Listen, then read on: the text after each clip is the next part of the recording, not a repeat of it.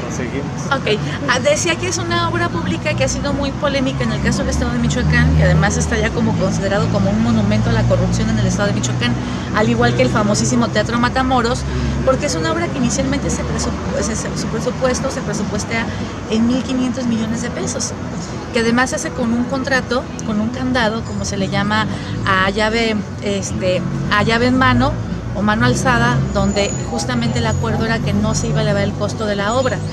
Posteriormente la obra no solamente se concluye, no se entrega en el tiempo que se había establecido en el contrato, sino que se eleva su costo casi al doble de lo que inicialmente se había presupuestado, que terminó costándonos al pueblo de Michoacán 2.915 millones, que además el 70% fue pagado con presupuesto del estado de Michoacán, como un poco lo que aportó la federación, y bajo esa lógica pues hubo muchas inconformidades, porque además la obra la presa ni siquiera cumplió con los requerimientos que se habían establecido en el contrato, de que iba a estar irrigando 1.000 metros cúbicos de agua por segundo para los productores de la región de Tierra Caliente. En este momento la presa solamente irriga la mitad de los metros cúbicos de agua, que son 500 metros cúbicos por segundo, y obviamente pues con esto no se logra beneficiar a todos los productores que inicialmente se había pensado. Entonces me parece que este es un ejemplo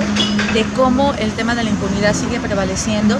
y decía yo que el año pasado habíamos presentado una denuncia justamente como Sistema Anticorrupción, como Comité de Participación Ciudadana, y bueno, este año nos notifica el fiscal anticorrupción del estado de Michoacán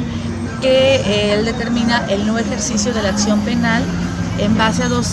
criterios. Uno es que el Comité de Participación Ciudadana no es víctima directa en el mal uso de este recurso público, que estamos hablando pues de una cantidad muy muy importante de dinero, asumiendo que quien tenía que haber presentado la denuncia pues era el gobierno del estado, lo cual tiene hasta cierto grado de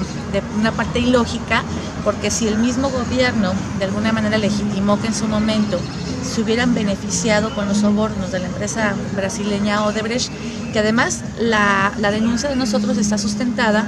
en que el funcionario en ese momento encargado de la obra recibió, por lo menos documentado en una investigación que se hizo en Andorra, $430,000, que estamos hablando de una cantidad muy fuerte de dinero. Pero además hay 2 depósitos que se hicieron también a funcionarios michoacanos, que ahí no están identificado a quién, casi por $350,000 cada uno de estos depósitos. Entonces estamos hablando de $1 millón casi que la empresa brasileña pagó en ese entonces a los funcionarios encargados de construir la obra Fresco Mújica, y que bueno, son situaciones que hasta ese momento no se ha logrado esclarecer ni para qué fines se recibió ese dinero, si fue como un soborno porque se autorizaba la contratación de la obra o fue porque se elevara el costo de la misma. Y entonces dice el fiscal que bueno, nosotros no somos víctimas del delito directamente, y que también pues ya prescribió, como los cientos de casos que hay en la auditoría que ya están prescritos, por el simple pasar del tiempo y por el actuar omiso de las autoridades que en ese momento tuvieron la facultad de investigar y no lo hicieron. Entonces justamente son como las resistencias que estamos enfrentando en el combate a la corrupción, porque por un lado tenemos la parte jurídica o la parte legal, que efectivamente con el pasar del tiempo puede llevar a que prescriban estos asuntos, cuando los funcionarios que en su momento tuvieron que haber iniciado la apertura de las investigaciones no lo hicieron en tiempo y forma. Y en el caso del Teatro Matamoros, ¿todavía está la acción penal? ¿Sí? En el caso del Teatro Matamoros, hemos platicado algunos temas con el auditor superior, y él dice que también él identifica muchos elementos de prescripción para poder actuar de manera jurídica. Ahí lo que en su momento acordamos con él de manera muy reciente es que ahora fuéramos por la vía de las omisiones, es decir, si bien ya no podemos sancionar a quien se beneficiaron económicamente con estas obras, por lo menos sí podríamos estar pensando en generar responsabilidades en contra de quienes, teniendo la obligación de haber iniciado un procedimiento, ya sea por la vía penal o por la vía administrativa, no lo hicieron, y entonces esa omisión en el actuar de los funcionarios públicos nos lleva a un tema de impunidad. Entonces estamos valorando solo por el tema de la omisión de quienes dejaron de hacer lo que estaban obligados a hacer para que hubiera justicia, no lo hicieron, pues ahora que respondan justamente por la omisión en que incurrieron de haber denunciado esos hechos en su momento. ¿Esto podría alcanzar a, digamos, gobernadores? es bastante complejo, porque finalmente, digo, por lo menos lo que identificamos en el caso de la presa Francisco J. Múgica, que quien recibió el dinero, quien recibió los depósitos en dólares por parte de la empresa brasileña, era la persona encargada de la construcción de los contratos. Entonces yo creo que ahí hay un responsable directo que justamente fue este funcionario. Digo, no sé si indirectamente se podría generar algún tipo de responsabilidad, pensando que digo, yo creo que los gobernadores pues deben de tener la información, deben tener como todo el acceso a los datos de lo que está pasando en el estado, y más cuando hablamos de obras que terminan costándonos tantos millones de pesos, obras que no están cumpliendo el fin social para el cual fueron de alguna manera diseñadas, y que finalmente responde también a endeudamientos que estamos asumiendo como pueblo michoacano, porque seguramente en su momento para la obra de la presa Francisco J. Múgica se tuvo que haber aprobado una deuda pública, como el caso reciente de este año, que bueno, se acaba de aprobar una deuda casi por 4,000 millones de pesos, que también va dirigida mucho al tema de obra pública, pero es un recurso que no pagan los gobernadores de su bolsa ni los funcionarios. Es un recurso que terminamos pagando finalmente la sociedad michoacana, y que además cae justamente directamente sobre las partidas presupuestales que la Federación da al estado de Michoacán. Es decir, yo creo que ya debemos de tener endeudadas las partidas para Michoacán como de aquí hasta el 2050 posiblemente. Y algo más. Sí, porque además ahí directamente, o sea, lo que hace Hacienda es que ahí te las quita. No es de decir, no, vas y me depositas cada mes. No, es que yo te quito de aquí a 50 años hasta que no me cobras la deuda.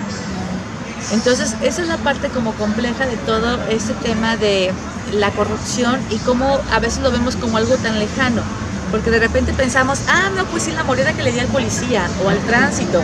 o el pago que hice de 100 pesos para que me agilizaran un trámite. Pero esto ya es a gran escala. Pero esto ya es a gran escala, efectivamente. ¿Y qué tanto por ciento se inflaron los presupuestos iniciales? Bueno, en el caso de la obra de la presa Francisco J. Múgica, inicialmente el contrato marcaba un costo de aproximadamente 1.500 millones de pesos.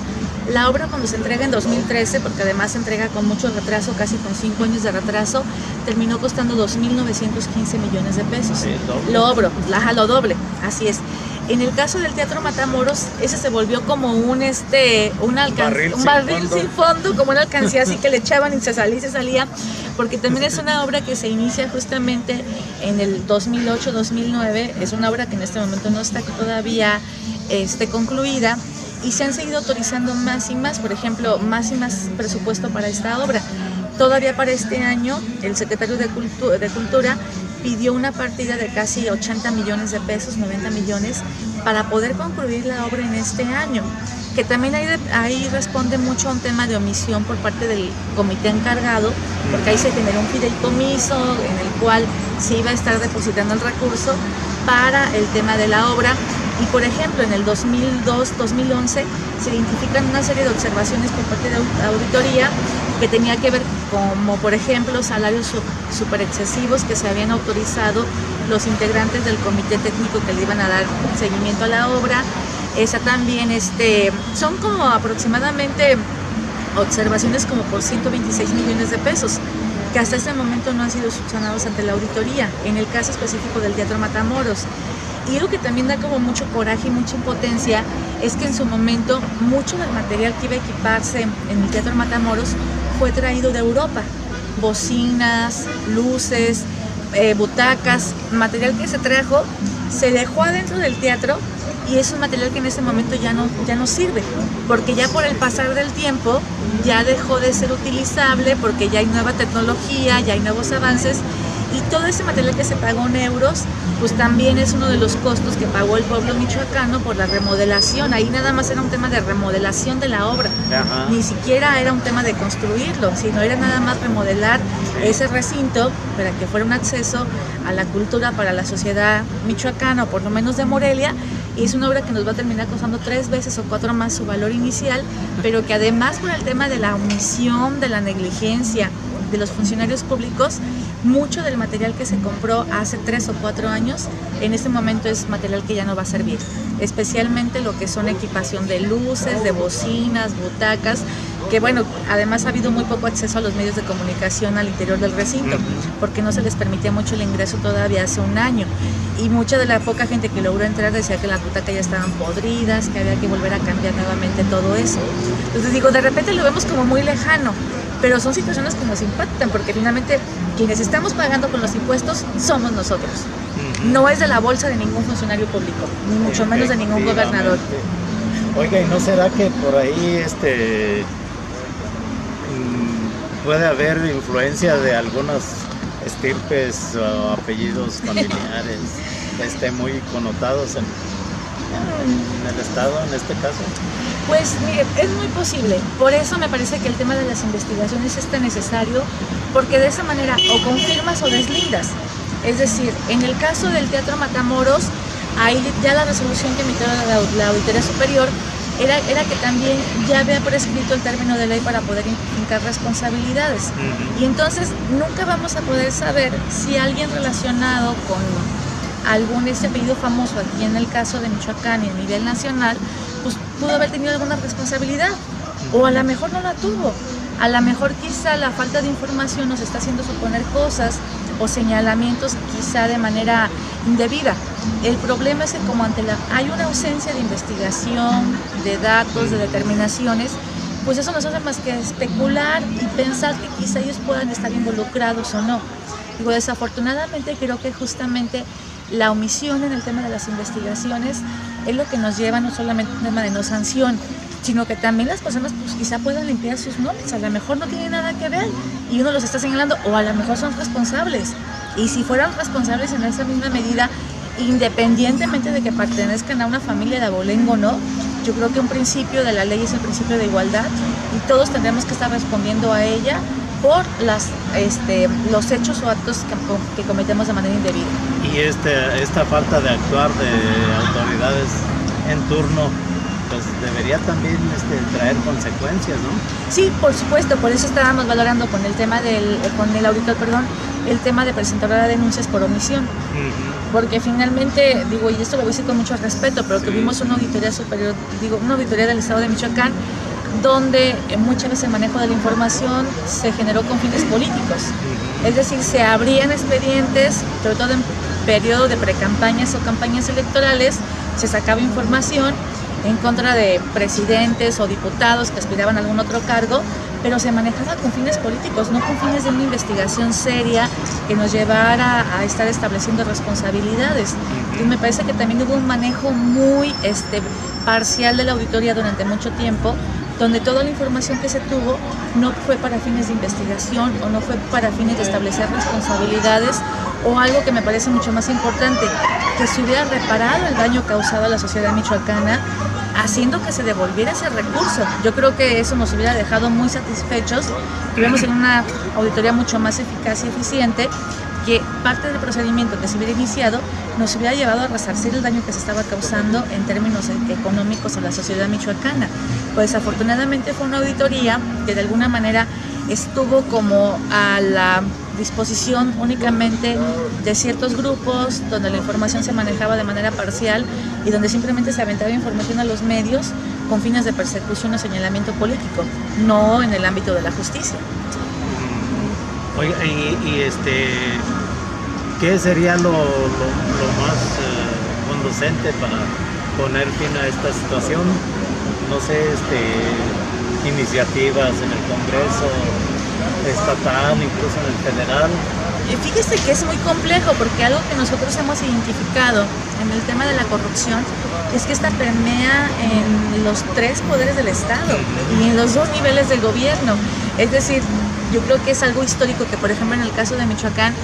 vemos cómo cada cambio de gobierno, sobre todo en el ámbito municipal, hay presidentes municipales que se llevan hasta la silla donde estaban sentados, se llevan el cuadrito, se llevan el lapicito, es decir, no dejan nada. Nunca hay consecuencias. Y nunca hay consecuencias. Yo creo que justamente algo que tendríamos ya que estar trabajando, yo le he puesto mucho el tema de la justicia, y por eso yo creo que necesitamos fiscalías mucho más autónomas en ese sentido, de tal manera que no estén supeditadas a intereses políticos, con mucho diente, con mucha fuerza,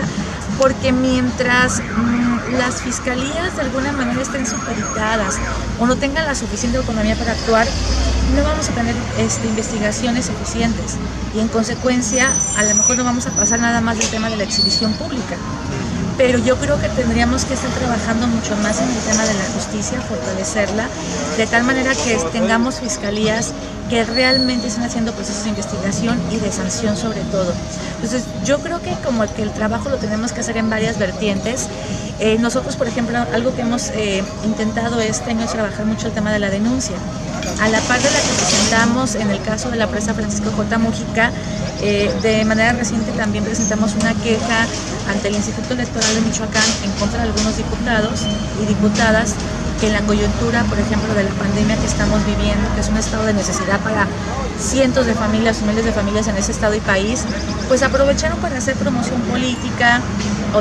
entregando despensas o materiales de apoyo a las familias, que bueno, es una situación que se agradece, de solidaridad humana, que es necesaria. Pero creo que donde se pervierte este proceso o se desvirtúa es cuando lo hace ya a título personal. Ya no es el Congreso del Estado de Michoacán te está entregando una despensa, es yo te estoy entregando la despensa con un recurso del Congreso del Estado, que además es un recurso tuyo. Entonces, presentamos la queja ante el Instituto Electoral, afortunadamente se inició un procedimiento, me parece muy serio, y por lo menos logramos que se establecieran medidas cautelares. Entonces ya se les prohibió la publicidad con sus nombres, por lo menos de que no se sigan promocionando en la coyuntura de un proceso electoral. También estamos, bueno, ya el día de ayer presentamos una queja, una petición ante el órgano de control interno del Congreso del Estado en contra de 2 diputados que están enviando a trabajar gente a la Comisión de Derechos Humanos del Estado y le están pidiendo un porcentaje de su salario, que también sabemos es una práctica muy desafortunada. Y en este caso, bueno, pedimos que tanto el órgano de control del Congreso como también de la Comisión inicien las investigaciones correspondientes, porque me parece que ahí se lesiona un derecho básico que es el derecho al trabajo y que todos deberíamos de tener garantizado el acceso a nuestros salarios si es que lo estamos devengando. Entonces nos parece como algo muy grave que el propio Congreso del Estado, los diputados, digo no todos, algunos, tengan ese tipo de malas prácticas. Entonces, cuando usted me pregunta si el tema lo podemos resolver quizá con normas o quizá con algún tema de una mejor regulación, digo, yo lo veo complicado porque si estamos viendo que los propios espacios donde se genera la norma jurídica o donde podríamos estar generando avance significativo para más y mejores castigos, pues también son espacios donde permean ciertas prácticas corruptas. Entonces yo creo que más bien ahí lo que tendríamos que trabajar mucho, digo, primero como sociedad o ciudadanía, involucrarnos y contribuir mucho al tema de la denuncia, que para eso estamos nosotras, para que el ciudadano no se arriesgue, no tenga el temor de perder su chamba, simplemente que nos den el voto de confianza y nosotros nos encargamos de hacer el tema de la denuncia. Y también la otra parte, pues yo creo que tenemos que ser muy responsables al momento de emitir un voto, porque me parece que parte del problema justamente es que mucha de la clase política que tenemos y que termina afectándonos es una clase política que nosotros mismos elegimos al momento que los estamos votando a favor. Es decir, yo creo que tendríamos que tener como mucho cuidado y creo que una aspiración para el 2021 es que por lo menos todos esos escándalos que se están desatando a nivel nacional nos sirva para por lo menos cuando voy a darle mi voto de confianza a alguien y marcarlo en la boleta, investigar si esa persona está señalada por hechos de corrupción, si ya se robó dinero de su presidencia, si cuando fue diputado se benefició del recurso de los michoacanos, si incurrió en prácticas de venta de su voto para votar algo a favor o en contra. Yo creo que a lo mejor si lográramos transitar a una ciudadanía mucho más informada y mucho más crítica, quizá pudiéramos ir disminuyendo el fenómeno, porque erradicarlo yo lo veo como algo muy todavía a largo plazo. Yo creo que tenemos que avanzar mucho en el tema de fortalecer la denuncia, las investigaciones que nos lleven al tema de la sanción y quizá ya en un posible segundo momento disminuir los porcentajes de corrupción en este estado, porque digo, es algo que permea en los 3 poderes, en los 2 órdenes de gobierno, y que bueno, yo percibo que a nivel nacional se está haciendo un esfuerzo muy importante, por lo menos ha sido una de las banderas del actual presidente, pero mientras no veamos el tema de la sanción y que se repare el daño causado, creo que no va a transitar de ser un discurso nada más políticamente correcto. Sí, entonces en esto que usted menciona de largo plazo y la coyuntura actual a nivel nacional en la lucha contra la corrupción, ¿no prevé que se den resultados ya más firmes en este sexenio? Yo creo que el presidente tiene una oportunidad histórica. Y yo creo que más en este momento, con toda la información que seguramente se está generando a partir de la detención de este exfuncionario de Petróleos Mexicanos, yo creo que es una coyuntura, es un momento histórico donde él pueda tener acceso a mucha información, tanto el fiscal general como también las áreas de investigación de inteligencia en términos de recursos económicos. Yo creo que si logran realmente sistematizar bien esta información, si logran integrar de manera adecuada bien las carpetas de investigación, yo creo que nos podría llevar la detención a muchos exfuncionarios que de alguna manera han saqueado las arcas de este país. Yo creo que es un momento histórico. Si el presidente determina en ese momento sí actuar conforme a las obligaciones que tiene, pero sobre todo en congruencia a lo que ha sido su discurso, seguramente veríamos a muchos funcionarios en la cárcel, que digo, a lo mejor más allá del tema de la sanción de la privación de la libertad, que devuelvan lo que se han robado. Yo creo que es una aspiración de la sociedad mexicana el sentir que se está reparando ese daño que ya se ha causado y que ha llevado además a que tengamos casi más de 50 millones de personas en una condición de pobreza y otro porcentaje interesante de casi 10 millones que viven en pobreza extrema, que el día de hoy no saben qué van a comer, porque esos son los efectos de la corrupción. Entonces yo creo que si el presidente realmente es congruente con su discurso, en este momento tiene una oportunidad histórica de generar buenas carpetas de investigación, integrarlas conforme al debido proceso y generar la detención de muchos involucrados en la corrupción, sobre todo tan cínica que se vio en el sexenio pasado. Sin embargo, pues, parece que dejan muchas dudas todavía la forma en que se está llevando a cabo este proceso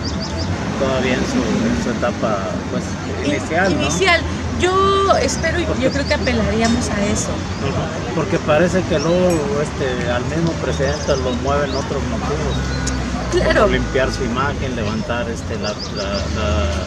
su popularidad. Sí, yo creo que también no hay que perder de vista que finalmente en un sistema político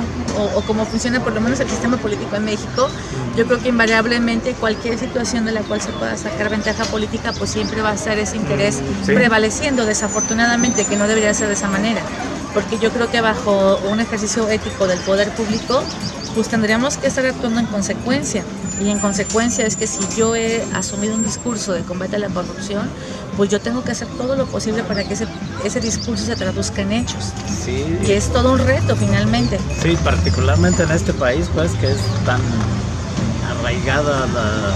la corrupción y las prácticas ilegales, ilegítimas. Así es. Yo creo que, insisto mucho, y yo creo que en este momento sí el presidente tenía como esa oportunidad histórica de enviar un buen mensaje a la ciudadanía michoacana, y digo a nivel nacional, no solamente en el caso de Michoacán, que bueno, Michoacán también está salpicado por el tema de la presa Francisco J. Mújica. Yo creo que mandaría un buen mensaje si es que actúa en consecuencia, y sobre todo insisto en la parte de los procedimientos, porque es lo que nos va a llevar al tema de la sanción. Más allá de estar filtrando nombres, más allá de estar filtrando videos, yo creo que lo que tendríamos que estar haciendo es documentar de la mejor manera posible esas carpetas, de tal manera que no dejemos huecos para que después, mediante un amparo, la persona quede en la impunidad. Que es también como ha venido funcionando el sistema de justicia. Ajá. Finalmente, y agradeciendo el tiempo que nos da a este medio,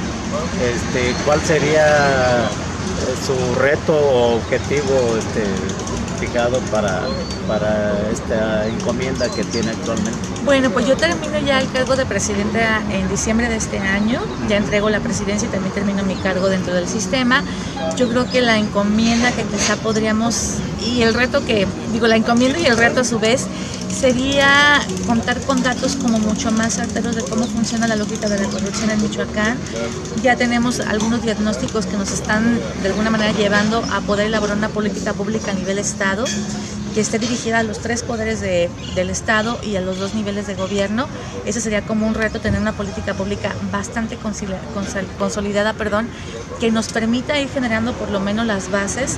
para ir trabajando en la prevención de este fenómeno. Yo creo que si le entramos al tema de la prevención va a ser algo fundamental, porque ahorita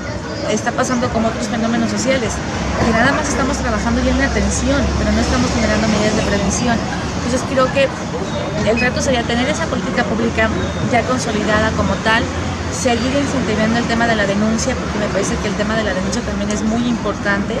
porque es finalmente lo que te va a dar la posibilidad o la apertura para poder transitar un tema de investigación y de sanción en su momento. Y creo que también si logramos por lo menos que las denuncias que se estén presentando tengan respuestas positivas, también es una medida como inhibitoria. Por ejemplo, tenemos una denuncia también en contra del municipio de Paracho, de la alcaldía de Paracho, por el desvío de casi 12 millones de pesos, que en la cuenta pública del 2019 no están identificados dónde quedaron esos 12 millones de pesos. Y además también cabe destacar, es un municipio que tiene, como seguramente muchos municipios al interior del estado, una plantilla importante de trabajadores que son familiares del presidente municipal. Y entonces eso nos lleva también a otra situación de encubrimiento, donde pues finalmente es mi tío, pues es mi abuelito o es mi hermano, pues puedo finalmente maniobrar con el recurso público. Entonces yo creo que si logramos, por ejemplo, en el caso de la denuncia de Paracho, que hubiera un procedimiento de sanción efectivo, quizá eso pueda servir también como una buena práctica inhibitoria para que en otros ayuntamientos se siga haciendo lo mismo. Que digo, también sabemos que hay personas muy sinvergüenzas que realmente no les afecta el ver ese tipo de sentencias o el ver ese tipo de casos. Pero nosotros apelamos a que quizá en algún corto plazo podamos trabajar el tema de la prevención, tener una política pública consolidada en el estado de Michoacán, en el combate a la corrupción, contar con mejores procedimientos de investigación y sanción, y también quizá en un muy largo plazo contar con una clase política mucho más ética, mucho más íntegra, que justamente no estén pensando en la lógica de que los espacios públicos son para obtener un beneficio personal o propio, o aprovechar los 2 minutos, los 2 o 3 años que están ahí para beneficiarse del recurso de todos y todas.